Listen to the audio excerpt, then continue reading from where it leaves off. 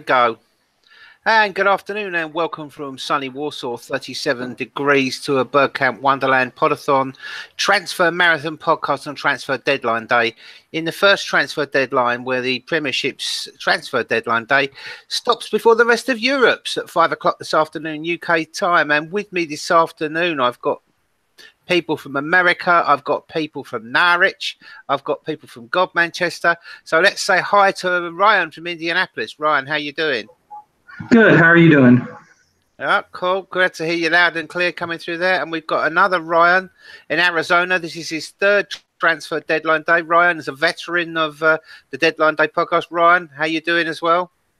I'm doing great. It's good to be back with you boys. Appreciate it. Good. We're glad to have you back as well. And we've got Nicky Wilson, who's a podcast regular listener there in Norwich. Nicky, come and say hello. Stop hiding behind your sunlight there. Oh, how you doing, mate? Good. Glad to hear you back. And who else is there lurking that I have forgotten in the background? Oh, Danny's gone hidden. So, we started our transfer window early, unlike most clubs. We've had most of our players back from the World Cup. Well, I'm going to ask you, first of all, what you think of the transfer window so far for Arsenal in regards of ins. And then we're going to go on to a few areas where possibly you might feel we could have done bit better, or we've done great, and then maybe we'll start to look at what we'd like and where we think we go from here, and then we can look at what we expect from the club. So our man in Barnet, Andrew, hiding there smiling at me, what do you think of the transfer window so far? I think it's been, I would say, a positive one, in the one sense of we've managed to from an Arsenal point of view, we've managed to buy players in areas that have been neglected for, so many years under the old regime. And we've now, looked at getting the fabled holding midfielder, potentially in Lucas Torreira, and then also bringing in defensive options in Lichtsteiner and Socrates, as well as addressing the goalkeeping situation with Leno. However, with these sorts of signings, none of them are sort of your huge names, your marquee signings. You're guaranteed definitely going to absolutely hit the ground running. They're world class. So I think some of them, they seem like they're going to be solid. They seem like they're going to work out. But a lot of these signings, it's time will tell, really. Mm-hmm. Okay. And Ryan in Arizona? Your thoughts?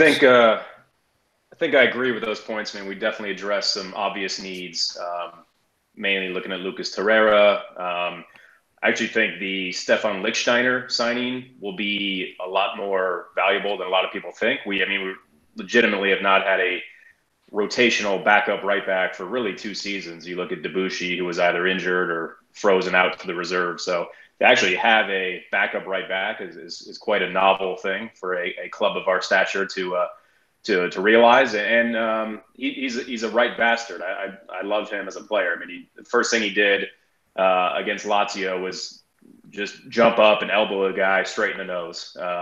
It kind of tells you all, everything about him. Leno is a good signing. We'll see if he's the number one to start, or if he kind of goes with Czech and then rotates him in to kind of get him settled. But I think overall, we're still missing a few key pieces. Obviously, the center back issue is going to be a big talking point. And I think we probably could do with another dynamic, wide playmaking forward. But I think it's difficult to expect a new coach, a new regime to really address every single need in one window. I think we're going to see that play out over the next probably 2 or 3 transfer windows until he can fully put his stamp on the squad. Yeah, I think you're right, and we will come to that defensive issue in a minute. And now going hot foot from Arizona to Norwich in Eastern England. Nicky, what do you think of the transfer window so far? Well, overall, quite happy, really. I'm glad we signed everyone as early as we did. I think other than Torreira, everyone was signed before the World Cup, I think. So that stopped everyone complaining and whinging all summer, as we normally do, Arsenal fans normally do on Twitter or social media and things like that. So I can't really complain. No, I think it's. I think you're right. I think most of the people were signed early on. Torreira, I think he was signed, but I just think it wasn't finished because of the World Cup. So we're gonna jump from Norwich to Indianapolis. Ryan, what do you think? What do you think of the? I like the signings. What I really like that, as he said earlier, that we got them done before the World Cup, or even as it started before. So I was really happy with it. Yeah. Okay, cool. So right now we've looking at today. Let's look about the players that have left. Are there any that have left that you're unhappy about? Ryan in Arizona. I was just going to say a little bit of breaking news while we're here. According to Sky Sports, David Ospina has agreed personal terms with Besiktas. That was as of 1 minute ago. So I don't know. Too many people will be sad about that, but looks like Ospina is off to Turkey. Yeah, Dave the big man is off to a Besiktas. Is that a loan or a proper deal? I think it's a permanent transfer. Yeah. There was speculation this morning. The problem was that Besiktas wanted the loan and Arsenal wanted a deal. So that's one out. I think we were all expecting. About the outs that have gone. Any of the outs that troubled anybody? Andrew in Barnet, or were you pleased with the outs that went? I think looking at some of the outs like Lucas Perez today, I think it's one of those where a lot of people were sort of saying it's going to be him or Welbeck in this window. And I think, obviously, he's the one that's gone in the end. Some people were saying that maybe he wasn't really given enough of a chance, but I think on the whole, he probably wasn't Arsenal quality. I think that was the case with quite a lot of the outs. I think if you look at Wilshere as well, although you can say he's Arsenal quality at times, I think he struggled to stay fit consistently and to keep up those high-quality performances consistently, especially last season, despite staying fit for most of the season. I think we haven't really had too many major outs that are going to be completely detrimental to the team. I think, although he's not left the club, Koscielny's injury, keeping him out for most of the season, is almost like we've lost a key player in that area. And, we've attempted to address it somewhat, I guess, with the signing of Socrates. So I think on the whole, we haven't lost too many massive key players, assuming we keep hold of Ramsey. And I think, we've got rid of some of the players that we needed to get rid of. And on the whole, I think, not too many outs that I'm too concerned with. Callum Chambers was a bit weird, but not devastating, in my opinion. Mm-hmm. Well, we're going to come on to defence in a minute. Ryan in Indianapolis, are any of the outs that you have concerns over? The only concern that I had was the Chambers one, but as you said, we were going to come on to that one in defence. So that's my only concern that I had. Okay, cool. And okay, so let's move on to the whole thing of our defence. So just to refresh everybody's memory, what we've got across the back line now is Liechtensteiner, Bellerin, Nacho, Rob Holding, Mustafi, Mavropanos. Oh God, my brain's gone blank. Who's on the other side? Someone just jump in there. You've Monreal, Kolasinac. Monreal and Kolasinac, yeah. So, and Socrates. Maitland-Niles, maybe. Maitland-Niles, yeah, he's going to stand in at probably at left back. So, are you happy with that? Do you think it makes sense to loan out Callum Chambers? And secondly, do you feel it says something about Chambers, or you have the feeling that Arsenal want Chambers to get minutes, so he's been ferreted out to Fulham? So just jump in if you want to answer, or I will pick one of you. I'll start. I mean, for Chambers, I find it interesting. Not everyone, but a lot of people being up in arms about him leaving. To me, I think he showed he's not quality enough to play at this level. I thought he was constantly exposed, both for pace, both for strength. Probably his best quality is maybe passing out of the back, but I don't think he's elite at that. It is enough to say he should be a starting center back for Arsenal. Now, that being said, I still think it's a concern that we have most likely starting the majority of our matches is going to be Socrates and Mustafi, who are, for me, far too similar of defenders. The way they do defend, they are aggressive. They like to leave their feet. They like to take risks. That's a concern, but that doesn't mean Callum Chambers is the answer. And if you think about, if we're playing a back four system, do you really need 5 center backs as part of your squad? There's really not enough game time to go around to get all those guys minutes. Plus, I think we can see Nacho Monreal play a lot of left-sided center back, considering we don't have a natural left squad. And maybe Ainsley Maitland-Niles takes over that spot. He's obviously going to start there to start the year. So I think numbers-wise, we're going to be okay. I think quality-wise, that's a different discussion, and that remains to be seen, but definitely a concern. Yeah, I mean, the big issue as well is that, of course, it's very difficult to judge defenders because the system which we played under last season was so open and left them at such a disadvantage at many times. And really, the same with the keepers with the bad coaching. So now we're looking at the situation is, well, we've seen Czech improve in goal, even in a short period of time, saving penalties, being more mobile with his feet. Can we see the same development with the defenders? And, of course, what's in front of them? Andrew and Barnett, what do you think?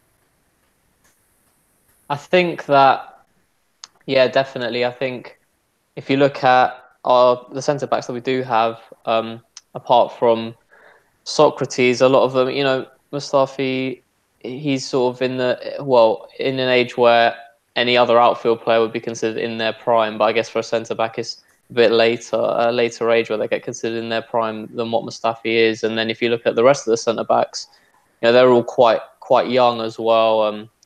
Chambers obviously has gone on loan, but Chambers and Holding and Mavropanos. And I think when we brought in someone like Czech, it was considered that potentially his experience would help improve the defence as a whole in terms of things like communication and positioning of the centre-backs. And the young centre-backs can learn a lot from that experience with them. But I think if you're letting go someone like Chambers to a Fulham, he's going to gain, he might not have got as many minutes as he would have got with us. And in terms of proper game time in the Premier League and things like that. And I think that he'll gain an experience that almost can't be taught, to be able to feed off of the communication experience of the other defensive players. You need to be playing with them on a regular basis, learning how to play within that sort of defensive system. And I think that, you can't do that if you're not playing. So I think that the loan move can be beneficial for someone like a Chambers.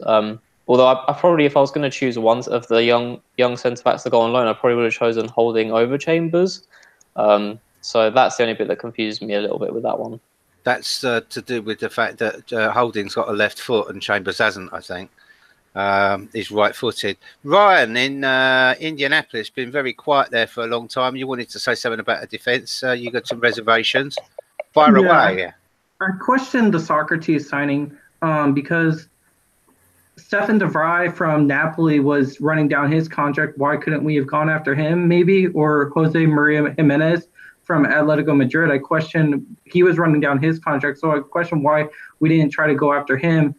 Or maybe even pickpocket PSG's Presnel Kimpembe, maybe for a left-footed center back. Yeah, it's a very good question. I think the familiarity of Socrates with Sven Misselslatt had something to do with that. I know that Socrates didn't function too well in Dortmund's side last season. I think it's very hard to judge defenders coming into the club in pre-season. He's normally aggressive, quite a fast player. I mean, I've seen him in the Champions League pick Harry Kane up and spear tackle him on his head. So he's not short of aggression. I mean, I think there's room for improvement, and I think he will shift some of the bulk he's carrying. I mean, you just don't fancy him at all, or you think he can improve, Ryan? I think he can improve under a different system, but I don't know if the high press system that Unai Emery wants to install is right for Socrates, because as a lot of people have been questioning his speed, and he's on the wrong side of 30, I think. Yeah, this is an issue. We go back to the other Ryan in Arizona, talking about Socrates' lack of pace. what do you feel about the system we're going to play under Emery and how he'll fit in there? Well, my concern. I mean, I like Socrates. He does bring aggression. He does bring kind of that toughness. But again, I think we really lack balance between the two center backs themselves. I think they're far too similar. I do think Mustafi is actually. I know he gets a lot of stick and he plays like he's brain dead at times. I think he can make a really big jump under Emery this year. I think he's got the physical characteristics to be a top center back in that system. You look at the modern successful top class center back, and you know just look at PSG's team with Emery last year. Quick, pacey, ball playing center backs like Marquinhos, Kimpembe, as Ryan mentioned, who, let's be honest, we're never going to be able to buy him. He's the future of PSG. They're not going to sell him at all. So Socrates doesn't really fit that mold. And if you're going to have two guys who are on the front foot, aggressive tacklers who like to take risks, like to leave their feet and expose the space behind them, I just think it's a recipe for disaster. But that's going to be up to Emery to obviously coach them. I think the system itself obviously can help the back four when you're talking about Torreira coming in and having that cover in front of them. But I am concerned that Socrates and Mustafi partnership is less than ideal in terms stylistically how they play. Yeah, we talked a bit about aggression. I'm going to come on to Arsenal's new tough, aggressive players that we bought. Saying goodbye to the namby-pamby team of son-in-laws, we were described as by Graham Souness. But first, let's go and have a little look in the chat box. Hello to Tom Douglas, MJL, 95 Winston, Daniel Cronin, Archie, Mayank, Loki, Gurner Jaden, Kurt Gurnett, K-Man, gentlemen, I don't have enough likes here. I want to see the thumbs up button getting tickled. There's 63 of you watching and only 16 have given me a tickle. Come on, give us a bit of a tickle. Danny's in there saying Dave the Bins has gone. Yeah, there we go. So let's now go back to look at what's in front of the defence, because in the podcast previously, we were talking to Rami Shaban, a former Arsenal goalkeeper. He made a big point about how that when people in front of you or in positions which are key to your performance don't perform, it makes you do stupid things and take chances to try and rescue the situation yourself. And Arsenal lacked aggression, so we brought in Lichtsteiner, who could probably start a fight in an empty room. We brought in Torreira, who's been brought up in the dark arts of Uruguay, and that probably, adding those two plus a few of the players that they're going to drag around them to be in their sort of clique, is going to make Arsenal more aggressive and more adept to shall we say, shithousing. Are you happy with that, Nicky? Yeah, quite happy. I mean, look, I watched him in the World Cup. I've never heard of him before. I didn't watch some YouTube videos yet, but I pretend to be a master of him. But yeah, I mean, it looks to be very good. I'm quite happy with it. But I'm just hoping that he doesn't go like Alex Song or Coughlin, just sort of get above his station and then just start bombing forward, whether or not Wenger was telling him to do that. If he's going to be our little DMs just going to sit there like a Gilberto or Makaleli, that should really help the defence rather than hamper it, in my opinion. Yeah, I mean, Andy and Barnett, what do you think of the aggressive players assigning the toughening up of the side? How do you see them adding to what we've got already? Well, I think that, firstly, as it's been widely, known that we've always been saying, Arsenal lack that sort of mean streak, or the recent Arsenal teams have lacked that mean streak about them, in the media, on Sky Sports, we'll lose a big game away to one of the big six, and they'll be saying, it's because Arsenal don't have that steely approach in them. They can't dig in and have a win. So I think it is important that, we have addressed that potential issue that we have been having. And I think that it not only do they then bring that side of the game, but they could potentially teach that to other players. maybe for them to look at it and say, oh, actually, this is a different dimension that we've not really seen in the dressing room in the recent seasons. And, these guys have come in and taught us a different side to the game. I'm sure that with the systems that Emery wants to implement, if you're going for the high intensity, high press, you need people that are going to be willing to, really aggressively, chase down the ball, chase down opponents, win it back within the first few seconds of losing it, put in those tackles if need be in order to, prevent the counter attack. Giving us that sucker punch as we've seen so many times in recent seasons under Wenger. And I think that, if players like Socrates and Lichtsteiner, yes, they are on the wrong side of 30, and Socrates, he may be lacking in pace, but I think that sort of the dark arts, if you like, can really do us a favour in some, maybe not just in the big games, but also, we struggled away from home a lot, and it's, usually quite useful to be able to, obviously not go overboard with it, but, implement the dark arts effectively, really, in these away games in order to grind out a tough result, on those midweek fixtures away at, wherever it may be. So, yeah, I think as well, people don't. Kevin Lebeck says I'm in the chat box here saying I'm wishing football were MMA. No, I don't. What I think we all need to realise is that Arsenal under Arsene Wenger were physically weak. And considered to be weak by other teams, and considered to be weak mentally, and they displayed that at times. And I think bringing players to the club who are strong mentally, who can teach that and mentor young players, is a massive positive. What are your hopes? For the likes of Lichtsteiner, Torreira, Ryan in Arizona. I think the expectation is, for start the season, I don't expect Torreira to, become peak Gilberto or Vieira by any means. I think he's going to, he's got to get his fitness. He's got to get adjusted to playing with his new teammates. But you look at his technical abilities. He's tidy on the ball. He's neat in possession. He brings you that kind of Santi Cazorla calmness in the middle of the park, with also the aggression and the ability to get stuck in, get a tackle.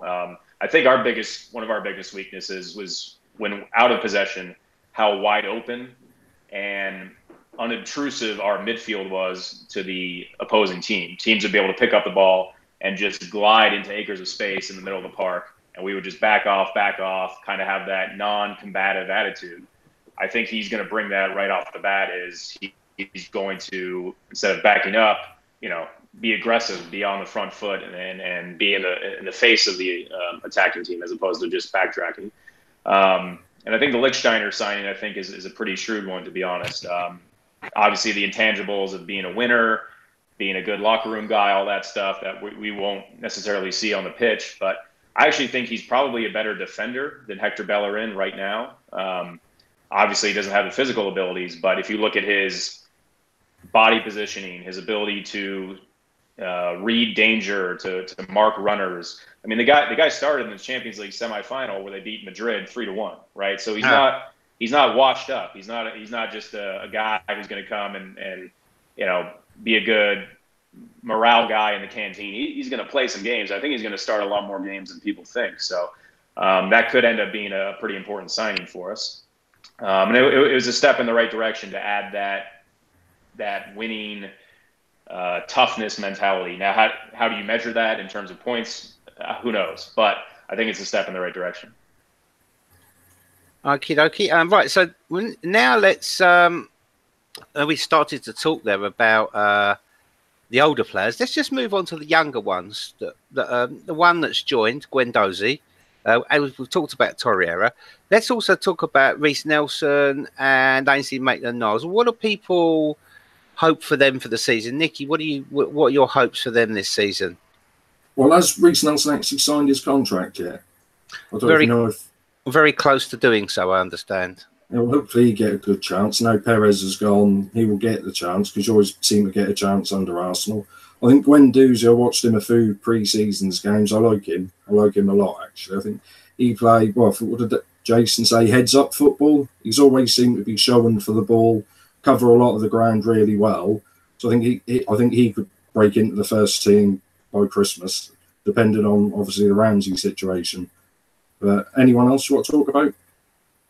Yeah, what about Ainsley Maitland-Niles? What do you think? What do you think of his pre-season so far? How do you fancy him? Obviously, he's got a substitute at left back for a bit, but how do you fancy his chances of getting some minutes in the midfield in the Europa League? Yeah, I think he'll get more chances in the Europa League than that. I'm a bit worried about him because he seems to be willing to play everywhere. So I think they might give him a bit of, like, was it Phil Jones, where they play him in so many different positions that he never really nails down a first team place. So that's what I'm a bit worried about, because I'm not sure where he'd be positioned to play, probably central midfield. But now we've brought the extras in, I don't know if he'll get a first team chance there at the moment. Well, I mean, there's plenty of games in the Europa League, and I can't see Aaron Ramsey's going to play in every single game. And I can't see Xhaka or Torreira doing it, so perhaps he will get some minutes. What do you think, Andrew, of the young players and their pre-season and their hopes for this season? I think that as we've said, Guendouzi looked really impressive in pre-season. Obviously, we don't know if that's going to translate into the real thing, but hopefully it will. But one point I would say is that when we got Emery in, a lot of things people were saying when we brought him in, and it's sort of been widely known with him, is that he does like to give these young players a chance, and Arsenal specifically had that out as a criteria when looking for Wenger's successor as a manager who will give the young players a chance, because they believe that it's in our DNA to actually do that and give these players a chance, and not just do a Man City or a Chelsea and just shut out all the young players by just signing superstars all the time. So I think that they will definitely get games. As we've said, the Europa League will provide an opportunity for that. Also, I think it also depends on the system that we play, because you're talking about the centre of midfield, and if we're doing a 4-2-3-1 and we're only going to play two of the centre midfielders there, then yeah, you could do combinations of, I don't know, Ramsey and Torreira, say, and then you've got Xhaka waiting in the wings, or El Neni waiting in the wings, or Guendouzi, or Maitland-Niles. But if you're going to play three in the midfield and do like a 4-3-3, then you're going to be using up three of those options, and then you're going to need more players in backup. Say if he is going to do a complete, you've got first team and a second team, say, you're going to want sort of minimum two players to be able to rotate and still do a decent job in any position on the pitch. So I think that the young players will definitely get a chance in competitions outside of the Premier League, and Emery's a manager that would be willing to give them that chance. Yeah, I agree. But what do you think, Ryan? Yeah, I think it's a good opportunity. I really like what Guendouzi has shown. He's been very confident, which I think is important for a young player. You come in, it doesn't seem like he's been afraid of playing with those world-class players. Sometimes young kids come in and they're kind of scared to make mistakes. He looks the exact opposite. He was always looking for the ball, pinging passes, a very active player. I think Maitland-Niles could be the most likely to make a breakthrough or get that opportunity. My concern with him playing at left back is he doesn't seem like he's got a whole lot of interest in playing left back. Obviously, he's a natural kind of attacking center mid. And he kind of looks like he loses focus, or he loses almost gets bored while he's playing left back. He's not really that interested in the kind of minor details. Maybe that's nitpicking, but that's kind of the body language, some of the multiple effort plays that he's made or hasn't made while he's played left back. That's kind of stood out to me. But he's going to get a big shot coming Sunday, coming against the champions. So I think that's an opportunity for him to really hold that spot down. You look at Monreal, who's obviously kind of on the downside of his career. Kolasinac, who's been less than convincing. So it's a huge opportunity for him to, hey, you want to be a first team member? Maybe left back is where your future lies, but you're going to have the opportunity to prove it. So that's probably the one young player who I think has got a chance to make the biggest impact this season is Maitland-Niles. Yeah, I mean, I think one thing with Maitland-Niles is he's very much in the Özil camp of the languid languid body style that doesn't show his commitment. He always strikes me as the silent danger man in the pack in the pub. He is a bit of he is like Shaft. He is the dangerous guy that's going to kick off whilst you're ignoring him. I think he's got a lot of talent. I think he can do it in the middle of the park, but we shall see. So what we're going to do is quickly run through what we think we're going to do next season, and then after that, one more question about what players you would like to type of players or a player you would like to get for Arsenal. So Andrew and Barnett, what's your hope for this season under Unai Emery, and where do you see us going? I think my hope, I would like to get in the top 4. If we got 4th at this stage, I'd be completely happy with that. I think that it's absolutely crucial that we definitely focus a lot of our efforts on getting back into the top 4. I think it would be really unrealistic to say, oh yeah, I want to win the league straight away, because we were miles off last season, and we've changed the complete almost top to bottom structure of the club. So there's going to be so many new changes to get used to, and new players, new system, new manager. I think it would just be unrealistic to say, oh no, I'm not accepting anything other than winning the league. I'd love to challenge for the title if we can, but because as a massive club like Arsenal, you always want to be competing for all the top trophies. But I understand that it's going to be a transition period, and I would definitely take the top 4 for sure. Or if we get a route into the Champions League through winning the Europa League, we know Emery knows how to do that. So I'd definitely take that as well. So yeah, good. And Nicky, what are your hopes? Well, I think we'll get into the top 4 more, because I think a lot of the other clubs are dying to death. Look like Spurs got no money and not signing anybody. And I think Eriksen could be on his way to Real Madrid, apparently, if that's true. But this year, I'm just hoping that we can just start seeing some of the same old mistakes we saw, week in, week out under Arsene Wenger, like, overplaying, one extra pass.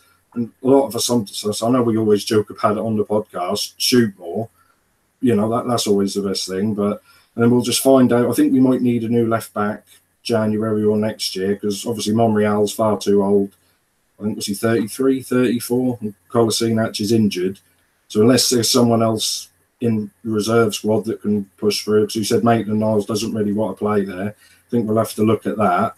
And then we'll have to just see if like Nelson or Iwobi can really step up this year. If not, we're going to have to sign another winger come this time next year. Yeah, well, we've always got the January winter come. And what do you think, Ryan?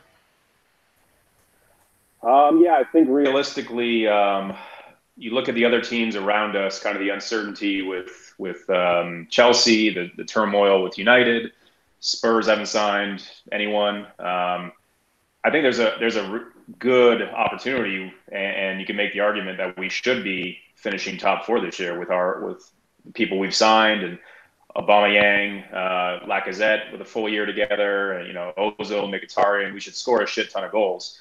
We'll probably concede a shit ton of goals as well, but I think we should be winning the Europa League. I think that should be something a serious goal of ours. I think obviously Emery, not that it matters that he won it 3 times in a row previously, but he's got the experience, kind of the know-withal to win a cup competition.